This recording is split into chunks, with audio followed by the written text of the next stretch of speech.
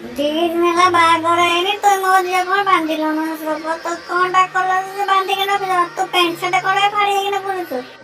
ମତେ ବାବା ବଙ୍ଗାଳୀ କହିଛନ୍ତି ତୁ ଯଦି ଆଉଟ୍ ଅଫ୍ ଫର୍ମ ଅଛୁ ଯଦି ବାନ୍ଧି ଦବୁ ପ୍ୟାଣ୍ଟ ସାର୍ଟ କଲେ ବୁଲିବୁ ତତେ ପୁରା ତତେ ଫର୍ମ ଆସିଯିବ। ବାବା ବଙ୍ଗାଳୀ ମତେ ଏଇ ସେଟା କଲେ ତ ପ୍ରଭୁଙ୍କ ଧ୍ୟାନ ରଖ ଏଭଳିଆ ବାପା ମୁଁ ବି ହେଇଯିବ ଏଇଟା ବାନ୍ଧିକି ଠିଆ ହେବନି ସେ ନହେଲେ କହିବେ ମୁଁ ଆସୁ ଆସୁ ତାଙ୍କ ଭାଇସ୍ କ୍ୟାପ୍ଟେନସିପ୍ ପଳେଇବ ମତେ ନହେଲେ ଅଶୁଭ କହିବେ। ସେଇ ଯୋଗୁ ମୁଁ କିଛି କଲିନି ଆଇକିନା ଖରାପରେ ଠିଆ କରିଛି ମୁଁ ଆଉ କଣଟା ବା କହିବି ସ୍ୱାମୀର। ଦେଖ ବାପା ଜମା ରାଗ ନାହିଁ ସେ ବାବା ବଙ୍ଗାଳୀ ଯାହା କହୁଛନ୍ତି ସତ ହଉଛି ଦେଖ ମୋ IPL ଯଦି ଫର୍ମ ନ ଆସିଲା ମୋ ଟିମ୍ ଇଣ୍ଡିଆରେ ବି ପଳେଇବି ସେଇ ହିସାବରେ।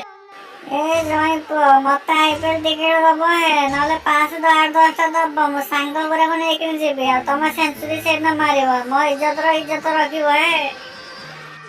ତମେ ଜମା ଟେନସନ ନିଅ ବାପା ସେ ତମକୁ ନଦେଲେ ମୁଁ ତାକୁ ଦେବିନି ରାତିରେ ସେ ଶୋଇବ କେମିତି ମୁଁ ବି ଦେଖିବି ଏଥରକ ବହୁତ ଉଛୁଳୁଛି ସେଞ୍ଚୁରୀଟେ ମାରିବନି କଥା କହୁଛି ବଡ ମାରିବେ ବାବା ମାରିବେ ଜମା ତମେ ଟେନସନ ନିଅନି ସେଞ୍ଚୁରୀ କଣ ଡବଲ ସେଞ୍ଚୁରୀ ମାରିବେ ଜମା ଥରେ ବାପା ଡବଲ IPL ଆସୁ ମୁଁ ଦେଖେଇଦେବି ମୋ ବ୍ୟାଟର କମାଲ ତମେ କଣ ମତେ ଡର ଦେଖେଇଦେବି ମୋ ସେଞ୍ଚୁରୀ ତମ କେତେ କଥା କହୁଛ।